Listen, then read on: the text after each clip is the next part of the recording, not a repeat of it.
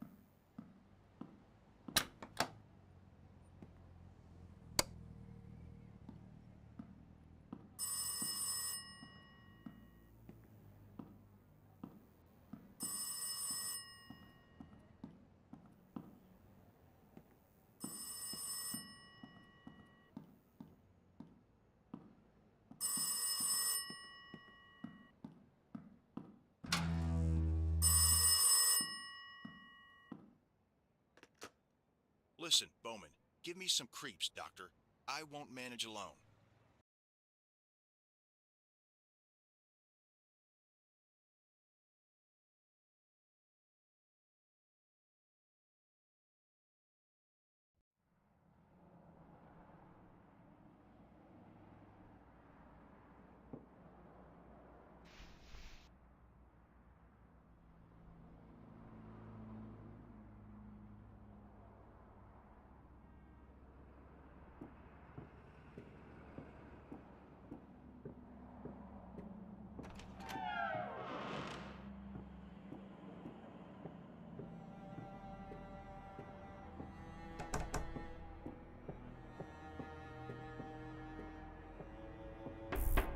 I hereby open the trial against Edward Hume about Susan Dowell and Theodore Dowell's murder. Do the prosecutor and counsel wish to say anything before the trial is started? I would like to enclose the report about my client's insanity to the evidence, as well as recordings made by Dr. Dowell during the therapy. Mr. Edward, could you tell us about the relation that was between you and Mrs. Susan Dowell, Dr. Stephen Dowell's wife, that tried to cure you? I would like to enclose documents from Susan Dowell's autopsy to the evidence. Basing on these, Your Honor, as well as the jury can get to know that the victim was pregnant with the defendant.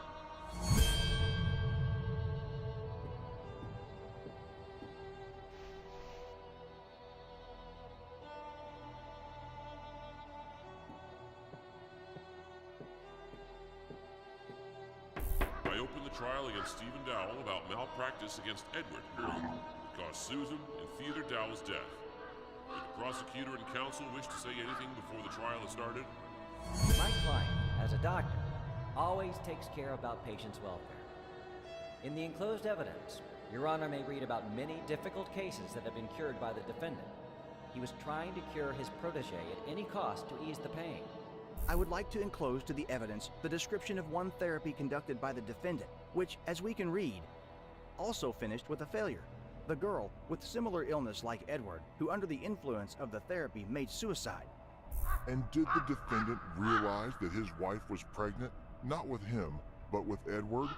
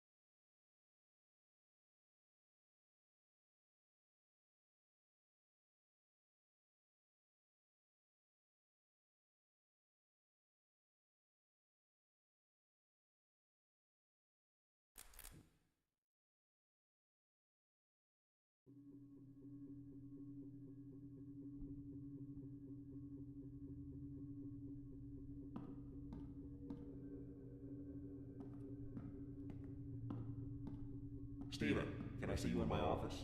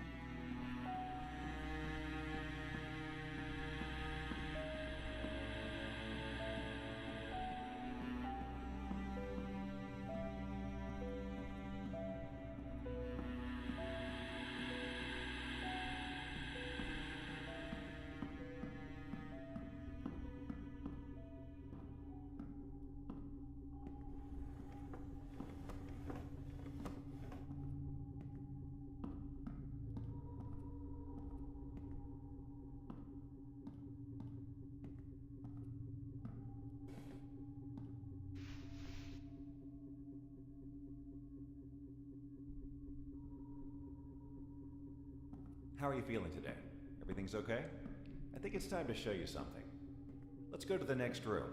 Have a seat and make yourself comfortable.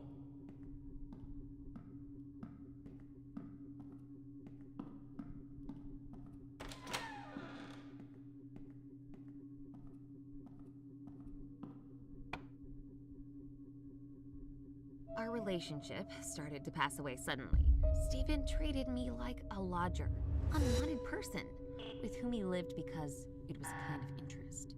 And I started to live on memories and projections that were so beautiful in my head, so perfect.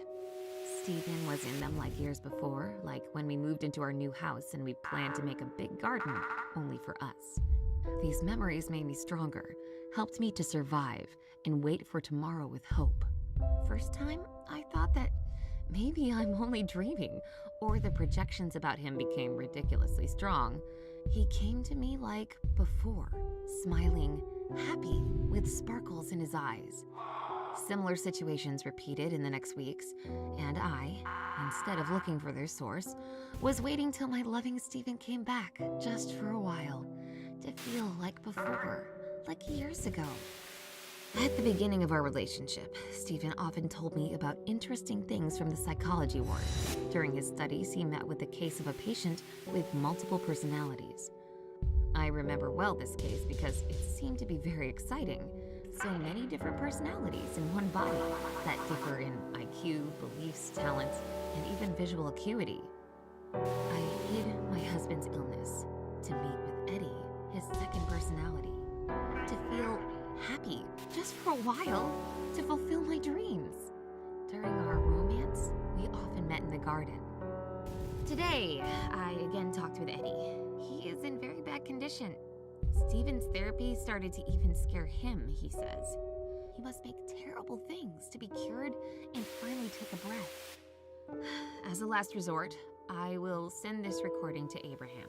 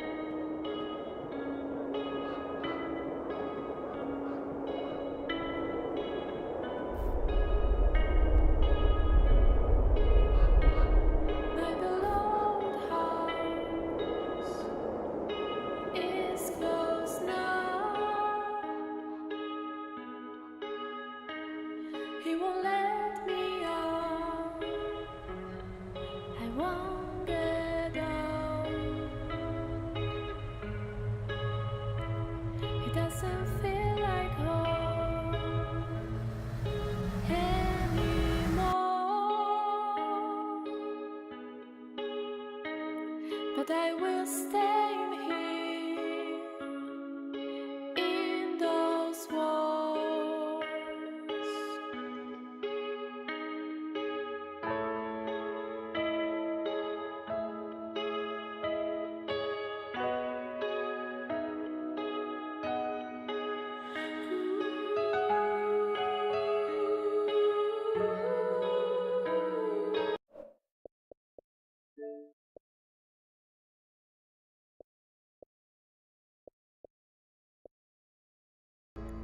Drowned it now. You spread the blue. Oh.